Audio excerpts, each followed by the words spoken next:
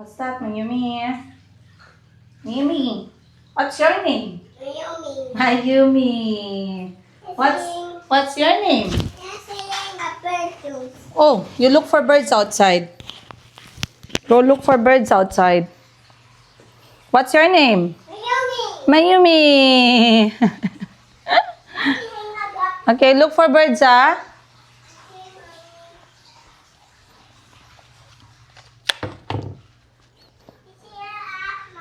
Huh? What's there? Birds. Look for birds. Wait lang. Where are the birds? Then you can swim in the bucket. Yeah, the bucket. But you look for birds muna. Oh. Where's the birds? Birds. Birdie. I wear my shoes. Go wear your shoes and then look for birds. Okay, Mommy, bring this one. Huh? Mommy, bring this one, Mommy. Okay, I'm coming. Ride the bike. Ride a bike? Yes. Mama, ride the bike.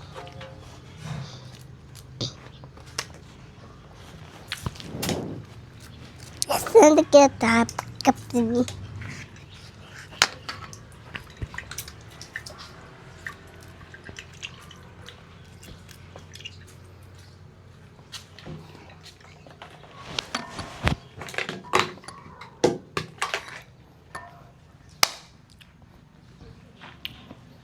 What did you see? Huh? What did you see?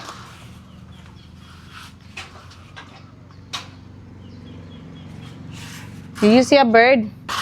No. Oh, a tree. A tree? Yes.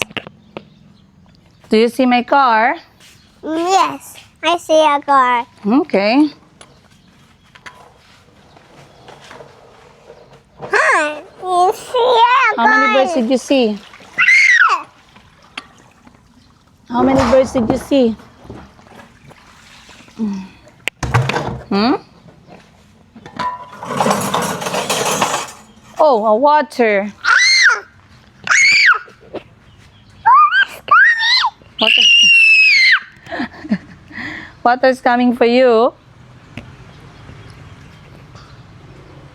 Is it coming for you? Mm-hmm.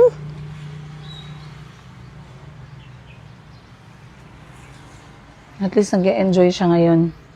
Wala yung mga kapatid niya nasa school. Bukas, holiday.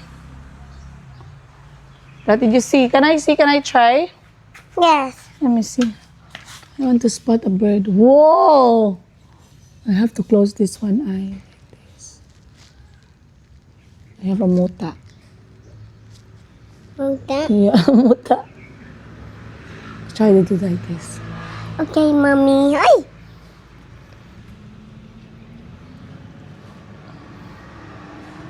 So cute. What did you see? Did you see an ant? I see the water. Water. Let me see.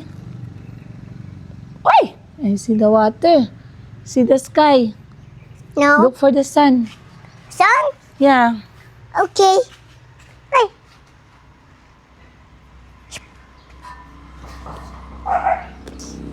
Mommy's still looking. It's locked. Yes, that's that dog. Because there's dogs outside.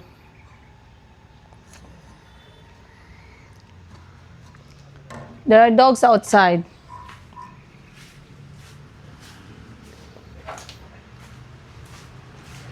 I see Mommy. I see you too. Hello, Mommy. Hello, Mayumi. Huh? Tara going.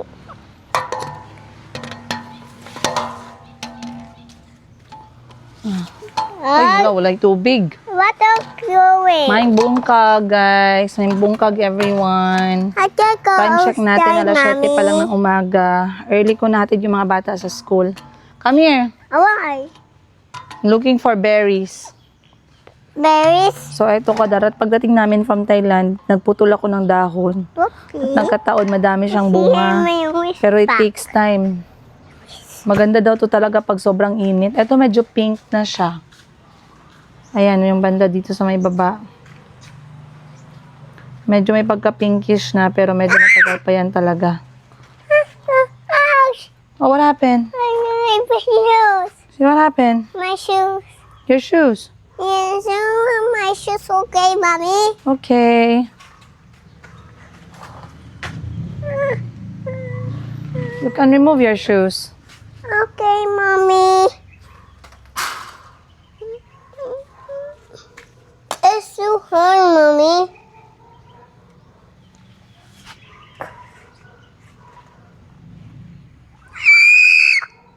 Ano yan? Dirty? Yes. Dirty. That is dirty. I want my shoes too, mommy. Sige lang. Dirty, Bakit? mommy. Okay lang. Maligo ka na? No, but you're done. Ha? I'm done. To do what? I'm done. Your turn for what? My stool, I don't see. Maligo ka na. Yes, mommy. I want to use shoes. This one. New shoes. This one. That's not your shoes. That's Calbi's shoes. No, that is Chico. Kay Calbi yan. Chico yan. O sige. Ay, kay Chico yan? Yes. Sige. What? How to next, mommy? Okay, kay Chico yan. Gabi yan? Kay Chico yan. Gabi. Gabi yan? Okay. How galing, mommy? Cutting the grass is too much. I try. No. What? I try, mommy. No, this is a big scissor. You can hurt yourself. Okay, mommy. Good girl. No?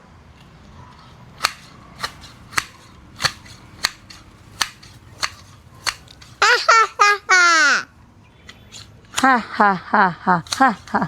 Mommy, what's this? Mommy, I said, ha ha ha ha. That's funny. Yes. Mommy, I watch this like this. Ha ha ha ha. Mommy, look up. I drum. That's very funny. Mommy, I want like this. Whoa, very strong. You're very strong. Mommy, I exercise. Exercise ka. Look for birds. Look for birds. Yeah. Why, mommy, do exercise? Yeah.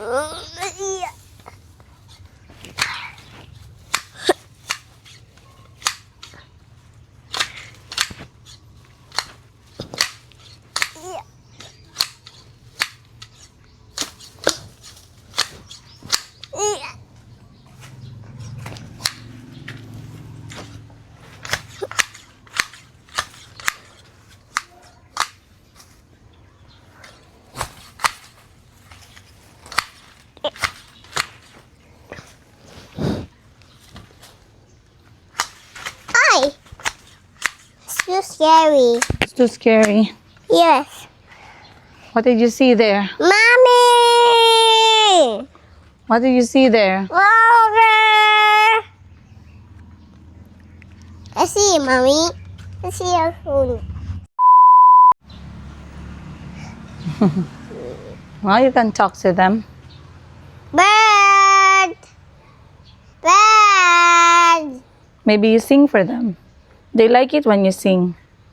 Twinkle, twinkle, little star, I wonder what you are. Up, up, up, in the sky, up and down the moon and the sky. Twinkle, twinkle, little star, I wonder what you are. Yes. A, B, C, D, S, Ni Sing properly. How about Baba Black Sheep? They like that. Baba la sheep under the war. Yes sir, see this. One and everyone win. One and Baba la sheep under the war. Yes sir, see this war. One and everyone and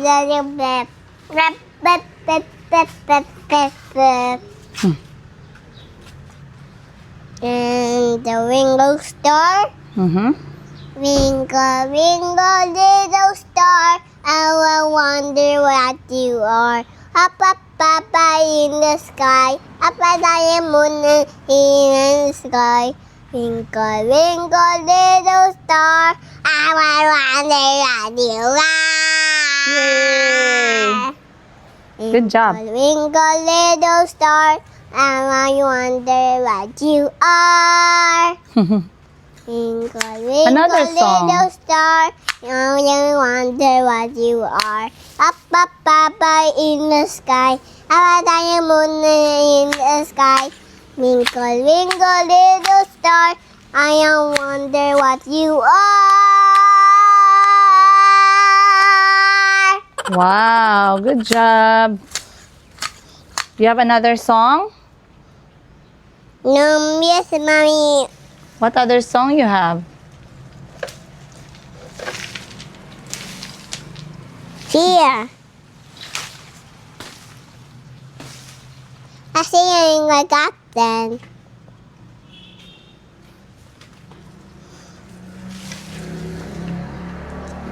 Mommy, I break the phone. Okay? What happened?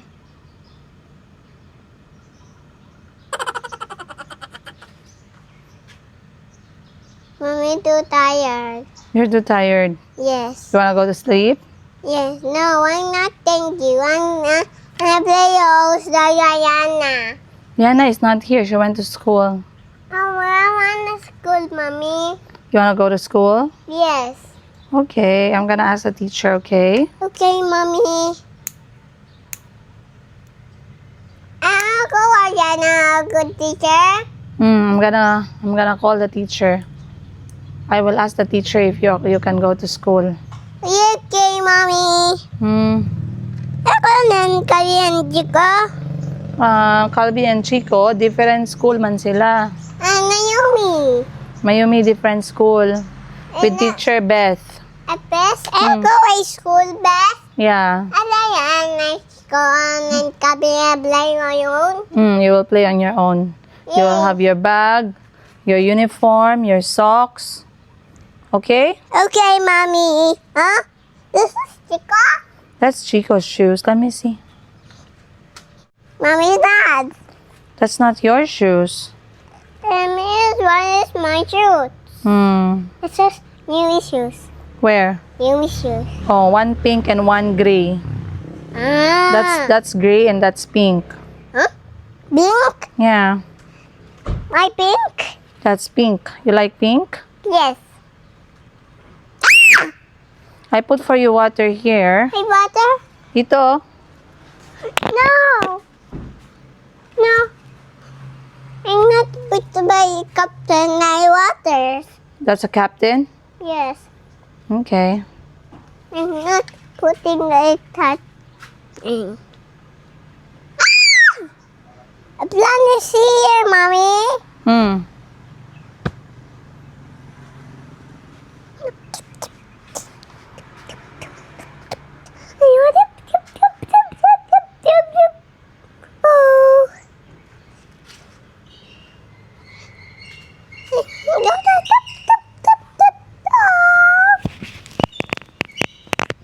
Hey! What are you doing, Mommy? Uy, a lot of birds. Go look for birds. No! Alright, doon ko gipark yung kotse. No! So may nakita ako guys no, nag-comment na ano kayo, na curious kayo. Papa, big Mommy. Okay, shower ka muna. No. There oh, shower, swim there oh.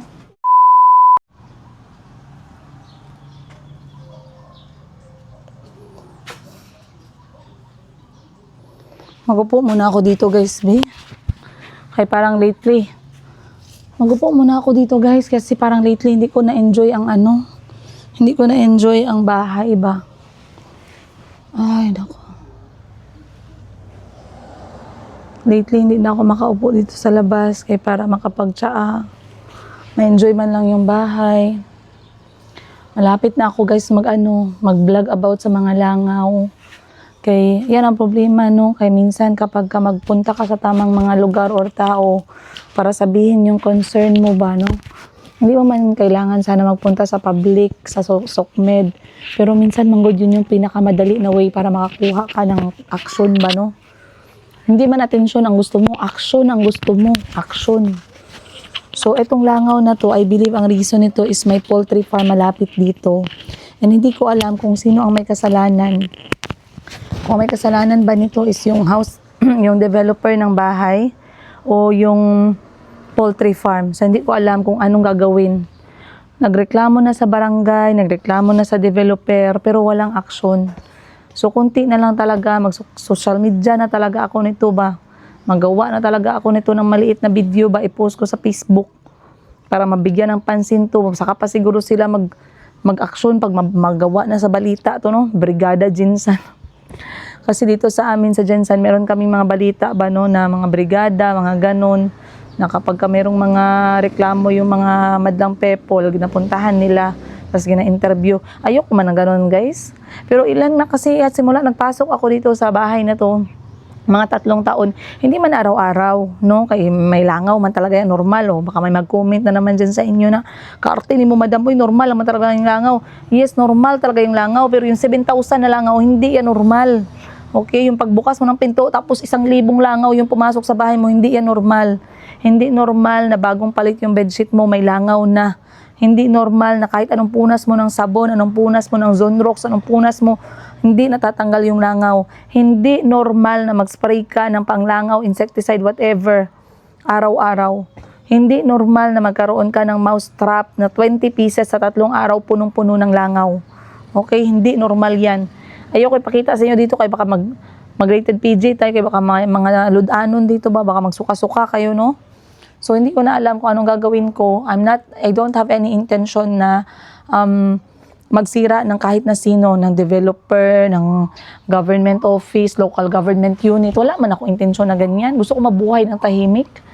Kaso lang, like I said, ang hirap makakuha ng atensyon, ng aksyon sa problema, ng katauhan, ng madlang people kung hindi natin ginadaan sa SOCMED. Hindi ko alam kung bakit ganyan. Bakit saka pa kayo mag-aksyon-aksyon kung kung ano na, nagkalat na sa SOCMED. 'Di ba? Bakit ganun? Kung walang magreklamo sa SOCMED, wala mang aksyon, mostly sa mga gina-action na ng mga companies, mapa-local man yan or private, mapa-government man yan or private offices, kapag naglabas na sa SOCMED.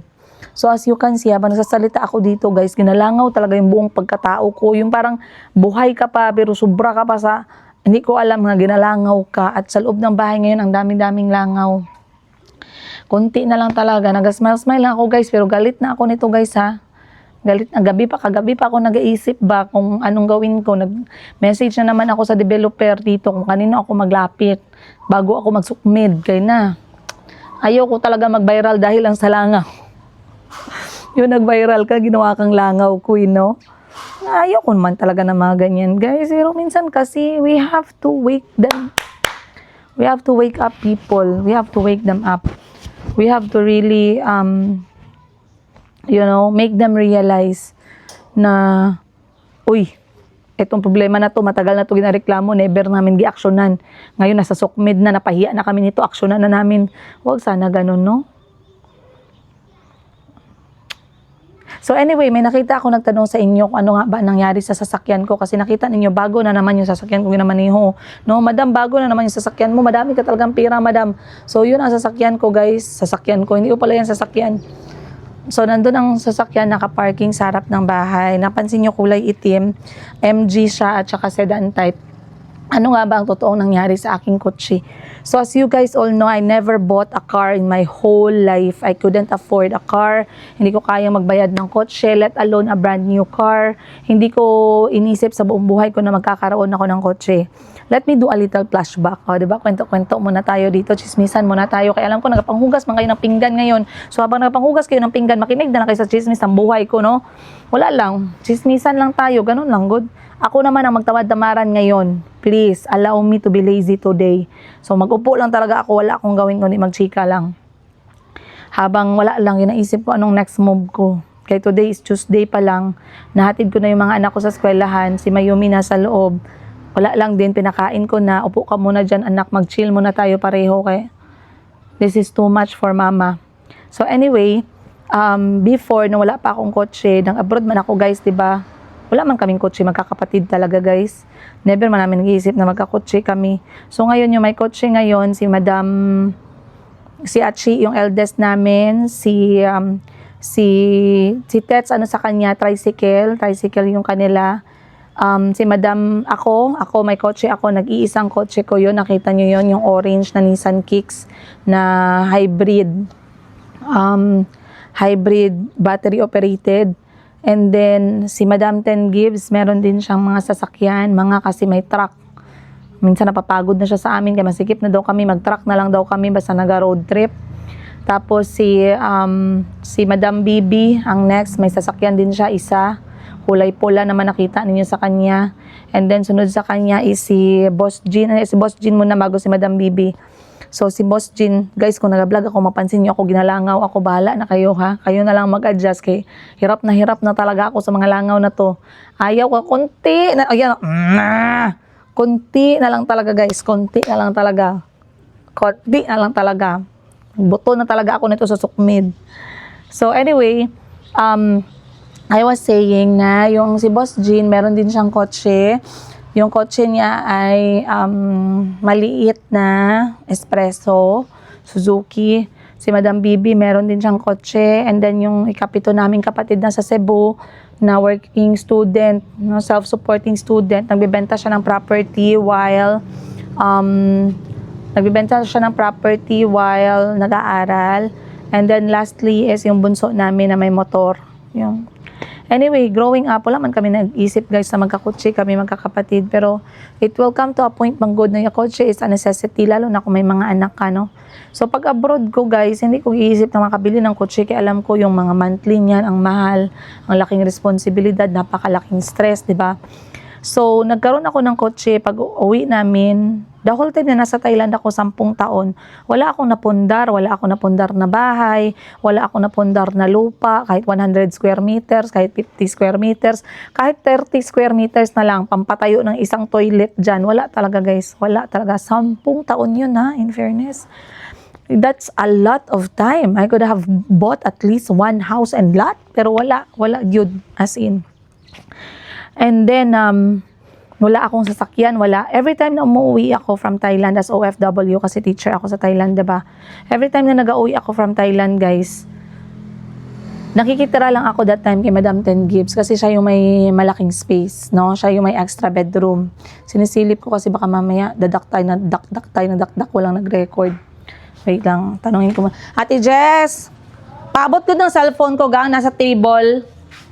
Yung isang cellphone ko dyan. Yan. Wait. I'm just here outside, Mayumi. I'm not going. Kasi, thank you. Ayan. So, kapag nag-uwi ako dati, nung nasa Thailand pa ako, tsaka si Kahil, makitira lang kami kay Madam 10 Gibbs. Makisakay sa sasakyan niya ba, no? And then, hindi ko pa ma-realize dati, syempre, na-need ng kotse, kaya ako lang man, si Kahil lang man, nag-tricycad lang man kami. And then, nung napunta na ako sa Uganda, guys, nung mag-uwi kami ng Uganda dito, ganun pa din yung sitwasyon, makitira kami kay Madam 10 Gibbs, may magsakay kami sa kotse ni Madam 10 Gibbs, pero mahirap kasi kay that time, hindi man ako nagamaneho, talaga, wala akong lisensya, ganun, wala akong lisensya dito sa Pilipinas. Tapos, Pero mahirap kasi syempre may anak ka na, 'di ba? Pero sabi ko hindi ko priority kaya wala man kami dito nakatira. For what? Na magkuha ng sasakyan. Other than that, parang financially hindi ko din talaga naisip na kakayanin ko yung responsibility. And then, umuwi ako sa Uganda ulit, 'di ba? Nakauwi ako from Uganda siguro mga 3 times or 4 times ako nakauwi ng Pilipinas. I can't imagine kung, ay parang 2 to 3 times, parang ganon. And then, nung umuwi na kami for good ng mga anak ko, hindi ko naman priority na kumuha ng sasakyan. I just thought na I just wanted a house lang talaga. So, ito na yung bahay. Lagi kong pinapakita sa inyo, ito na yung bahay na talagang pinaghirapan ko, pinagpaguran ko. Ito yung savings na punta dito, lahat ng savings ko. Hindi ako maluho, wala akong luho sa sapatos, wala akong luho sa damit, wala akong luho sa bags. Pero yung lahat ng mga naiipon ko dito, yung cellphone ko, do mamahalin kasi nagamit ko siya for business tsaka for vlogging, tumatagal sa akin ng 5 taon. 5 hanggang 7 taon bago ko pinapalitan. Not unless ibibigay ko siya, like ipapasa ko siya sa negosyo, sa tindahan, bibili ako ng bago para naman gamitan as personal. So, eto na yung bahay finally. Nung nandyan na yung bahay, nagbabayad na ako ng bahay, guys. Nahirapan ako that time kasi buntis ako kay Mayumi. Buntis ako kay Mayumi. Ilan yung mga anak ko na dinala dito, 'di ba? Lahat sila dinala ko. Ngayon, ang pag-move namin, medyo mahirap kasi tricycle.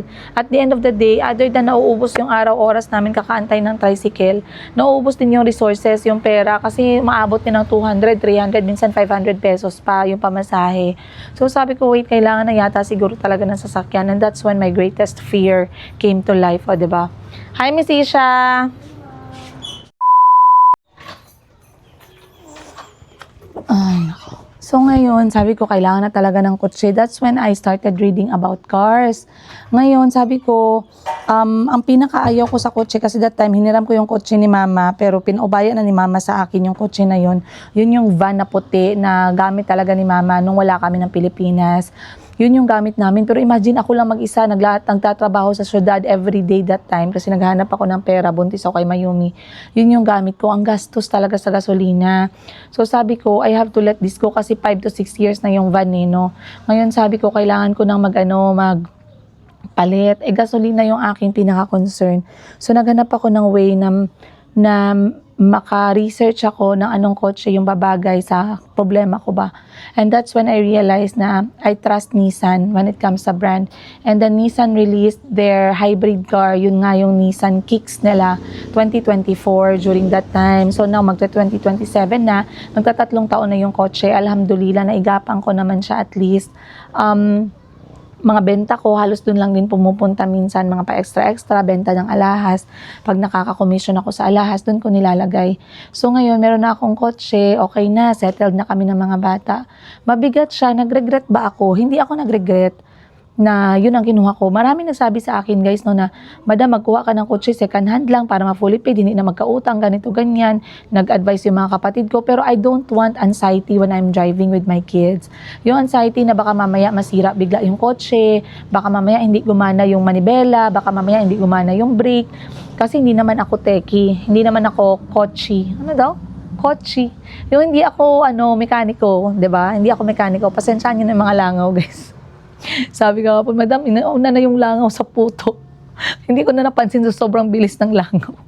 Bahala na yung mga langaw. So, sabi nga nila, choose your own battle. I don't want a battle right now with the langaw. I'm too tired. I'm too stressed.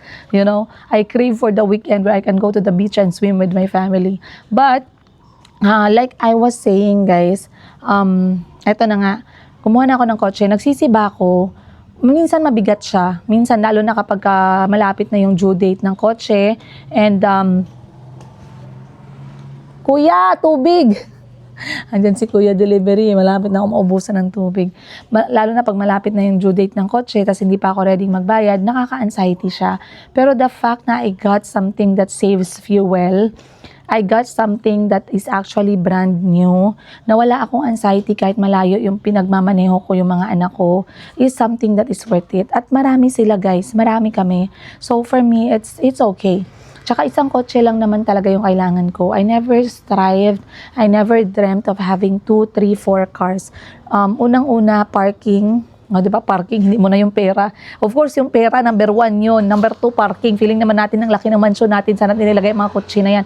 Ikatlo, for me, that's not a need anymore. That's a want. And I cannot have wants at this point of my life. I have wants that I erase them in the wants and I put them in the need. For example, traveling with my children. Okay? So ngayon, after almost 3 years of paying ang kotse na yon, hindi ko talaga yung pinapahawak sa iba. Alam na mga kapatid ko yan. I'm very strict with the house and the car. Bakit ako strict? Number 1, kapag sa kotse ko, bawal magkain ng baboy. Yon. Bawal magkain ng baboy, bawal nagayosi sa kotse ko.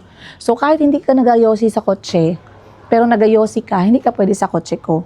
Okay? Disclaimer, I have nothing against people who nagayosi, pero that is my personal space with my kids. I would like it to be respected. At saka yung mga anak ko ay mayroong history ng pneumonia at asthma. Plus, I don't have to explain. O, diba? Number 2, pork is not allowed kasi nga I have a very, na hindi talaga magkaroon ng pork experience sa kotse, sa mga private spaces, sa bahay namin, sa kwarto. Alam na mga kapatid ko yan. There was one time na nag-order si Madam Ten Gives ng tray food for party. Ako yung nasa city, inutusan niya ako na pick upin yung pagkain. Sa sobrang busy niya, hindi siya aware na isa pala dun sa in-order niya pork. No?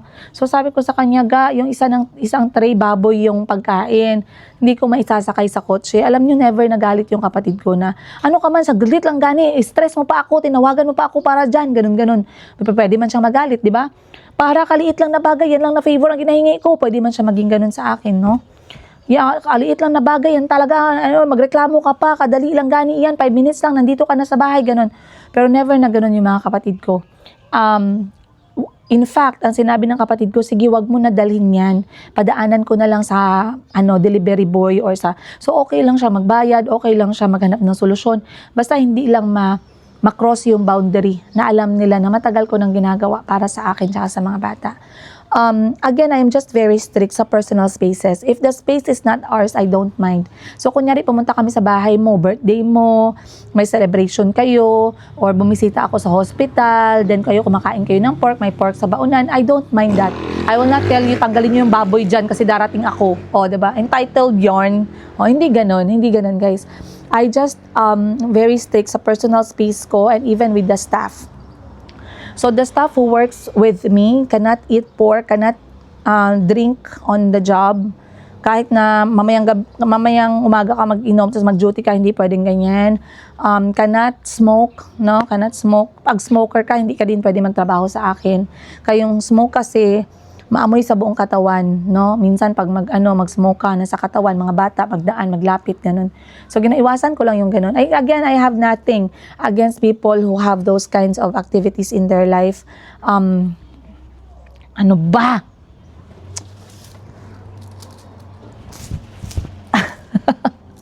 Inikot ang walis. Nainis sa langaw. But, yeah. Anyway, diba, ang taas ng story natin. Iba kasi talaga pag may backstory, you guys, diba? So, ngayon, hindi ko pinapahawak. Ngayon, pumunta kami ng Thailand, ang mga anak ko. A day before, dumating kami, inutusan ko yung kapatid ko na dalhin yung kotse sa isang sa isang auto clean, maglinis ng kotse. So, dinala ng kapatid ko yung kotse para malinisan. Again, my intention is not to ruin a business. That's why hindi ko sasabihin yung pangalan ng negosyo, saan located yung negosyo na humawak ng kotse ko. I could do that, but I will not do that because that is not my intention and that's not my goal. Okay? I'm just relating to you guys anong nangyari and how I dealt with it. So, ngayon, tawag nito, yung naglinis sa kotse, nagkataon na hindi sila naging professional sa paglilinis. Hindi ko alam anong nangyari, but kasi pinagamitan ko ng acid rain remover yung aking mga glass kasi puno na siya ng watermarks. Nahirapan na ako mag-drive paggabi at umuulan. So, yes? Ako ang style. Close the door. Yes. Come. Come. Okay, Mommy. Close the door. Kailangan, oh. Come, close the door. Dali. Oh, the water is already full in the bucket. More? Oh. Wow, right. Ayun, oh, full na. So ngayon, ang nangyari, nalagyan ng maraming acid rain remover yung glass at saka yung kotse, yung pintura ng kotse. So, to make the long story short, nasira po yung pintura ng aking kotse. It's other one. Mama's talking. Come. Mommy? Come, halika. Come, You know, mommy's very sad. Yes. I'm very sad. Mommy, not sad. I'm very sad. Not sad, Mommy. Can you tell me something to make mommy happy? Yes. Mommy happy. Mommy happy. How do you make mommy smile? Oh, a heart. Yes, I'm making heart. Oh, that makes mama smile. Look, I'm smiling now. I'm not sad anymore. Can you give mommy a kiss? Yes. 3 kiss. 1, 2, 3, and a big hug. Oh my God. I love you. Sorry, I Mommy. love you too. Sorry, Mom. It's okay. I'm okay. I'm stronger. Look. Wow, I'm stronger too. Wow, you're very strong. Do you want to swim in the bucket? No, please. Oh no. You swim in swimming pool. You swim in the swimming pool? Okay, we're going to the swimming pool soon. And Kiko and Gabi is going with teacher. You're going to the teacher. No, we're not. Let's stay here. Oh, they're staying here. Yes. Okay. Hey, sino yun? Peppa Pig yun? No. Oh, I'm not like it. I don't like it. So again guys, nasira yung aking kotse, yung pintura Mommy, I niya. want a swimming pool. And dahil nasira din yung glass ng Swimming kotse, pool, kinuspos Dad. siya ng mabilisan. Nasira din yung glass. So imagine yung damage ng kotse. So nagreklamo kami ng kapatid ko. Okay. Issues. Okay. Nagreklamo kami ng kapatid ko. And actually, ano tawag mo doon? Sinalo naman nila yung kanilang responsibility. Inako naman nila yung problema, yung owner ng shop, para ayusin yung mga nasira. Pero grabe talaga, guys, kasi imagine, the cleaning is only 880 pesos, plus yung pagtanggal sana ng acid, yung watermarks. Pero, Ate Hana, Tita Hana, shower na tayo, kaya nagpupo ka pala. Nagpupo pala siya, guys. So, tapusin ko lang saglit to, bago tayo kay maligo na kami ni Mayumi. Bye-bye.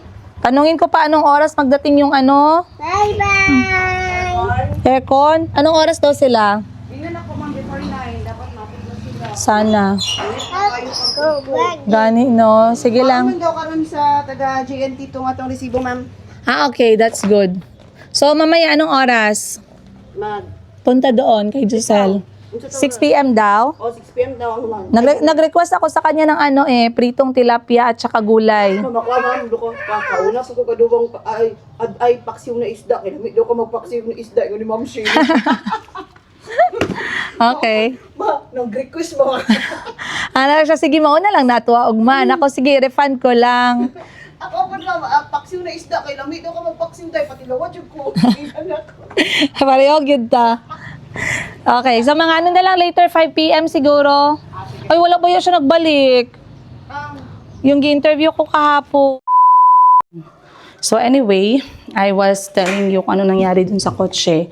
So ang nangyari is, na-damage yung kotse, pero sinalo naman nila yung responsibility. Ang problema nga lang, nagsimula dahil hindi nagawa ng maayos yung kotse. So, ako guys, ayoko talaga ng gulo. No, kung pwede palang iwasan ko yung gulo, iwasan ko talaga yan.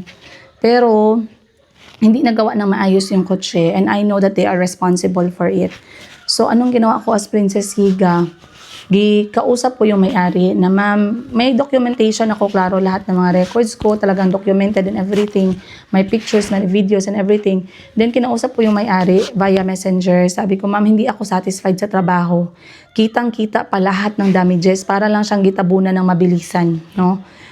At first, hindi pumayag yung may-ari. So sabi ko, ma'am, ayoko na talaga mag-escalate sana. Ayoko na magpunta-punta tayo ng barangay, magkaso-kaso, damages, ayoko na ng ganun, no?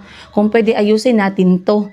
So siguro, busy din yung may-ari, hindi niya din ako mabigyan ng time. So umabot sa point na, sige ma'am, mag-usap na lang tayo, escalate ko na lang talaga. Pero before ako nagpa-escalate, guys, no? Before ako nag-prepare ng documentation, nag-consult ako ng lawyer. So, nagbayad talaga ako kay attorney, sa attorney namin magkakapatid para i-advise ako kung ano yung best natin na gagawin. So, ganun ang nangyari. Again, hindi ko yun talaga solusyon, hindi ko yun resort. Pero kapag hindi kasi talaga fair, no, na nandito na tayo no. Alam ko, na-hassle na kayo, na-hassle na ako, pero let's not forget the point here na nagawa na yung damages. Hindi nyo man ginusto, pero nangyari na.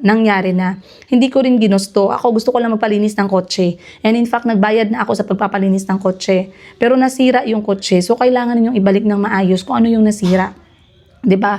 So ngayon, nung day na pupunta na sana ako para magsisimula kasi yan barangay no. Pagkatapos ng barangay, pwede mo nang iakyat sa next. Pwede ka nang magpa-korte, pwede ka nang magpa-kaso, pwede ka nang magpa-attorney, lahat-lahat pwede mo nang gawin. Pwede ka nang anong mga actions mo na pwede based sa advice ng lawyer. So ngayon, before ako pumunta, nag-message yung may-ari na ma'am, kung pwede, wag na lang natin ipaakyat, pag-usapan na lang natin. Kaya sabi ko, ma'am, ayoko pag-usapan ng chat. Gusto ko magkita tayo para makita niyo kung anong nangyari sa kotse. Okay? So, in short, nakita nila, pinakita ko sa kanila yung concern ko, and then naghingi sila ng second chance na maayos yung kanilang damages. So, for how many days now? I believe this is now, kinuha nila Wednesday Thursday, Friday, Saturday, Sunday, Monday. This is now the 5th day na nandun ang kotse ko sa talyer kasi inaayos yung mga damages na sana mabalik nila ng tama, no? So yeah, that's the story kung bakit po ako merong kotse na itim. And dahil na-damage nila at isa lang yung kotse ko at wala akong magagamit, hatid sundo sa mga bata at sa trabaho, binigyan nila ako ng swap car. Of course, ni-request ko din yun. Kasi sabi ko, ma'am, isa lang po yung kotse ko. Hindi ako makagalaw pag wala akong kotse kasi may mga anak po ako na nag-aaral. Responsibility din nila yon. And nagkataon meron din silang car rental. So sabi nila, nag-offer din sila na ma'am, maghatid na lang kami ng kotse, swap namin sa kotse mo para mahatid namin sa talyer, maayos na at magawa na siya ng paraan. So I'm glad and I'm happy that it actually came down to a smooth transaction at hindi na kailangan mag-escalate kasi I really did not want to go there as well. I know it's a bit stressful, but when damage is already done, you have to find a solution to really fix that, Kasi hindi ko din ginusto yung nangyari. Hindi din nila ginusto, pero wala na. Tapos na. 'Di ba? So at least nagbigay sila ng kotse pang swap, meron tayong magamit. Hopefully today or bukas matapos na yung kotse ko, guys. So sana nga lahat ay naging okay na kasi I just filed an insurance din para sa kotse kaya 'di ba mayroong nag-trip ng kotse ko, nasira yung wiper sa likod. Mahal man yung wiper ng kotse, guys. So gipa-under ko yun sa insurance. And then ipatrabaho ko na din yung aking hood ng kotse kasi yung hood ng kotse may damage din siya, na-damage din nila, nalagyan din ng mancha ng kanilang acid rain remover, parang ginawang holy water, banotas naman siya yung kulay. So ngayon sabi ko ay wag na lang nilang pakialaman yun kasi i-under ko naman yun sa insurance. Sana lang ay magawa nila ng paraan yung aking glass na punong-puno talaga ng gas-gas. Ayun. So, I'm hoping na matapos na to kasi I really miss my car. I like my car better kasi akin yun. 'Di ba? Mas nakaka-at ease na nagmamaneho ka ng sarili mong kotse. Alright guys, so yun lang yung aking chika bell sa inyo. Wala lang, nagchismisan lang tayo. So kung nasaan man kayo sa mundo, sana nakaligo na, nakakain na, nakahugas na ng pinggan, ayan, at nabungkag na ang inyong umaga with the good news, good vibes, good blessings and everything. Ayan, once again, maayong bungkag, maayong buhay sa tanan sa inyo guys na nanonood sa amin. I'll see you guys on the next episode kasi time check natin, 8:30 na. Maliligo na po ako kasi ang dami kong to-dos ngayon. I'll see you guys on the next one. Much love, Princess Higa.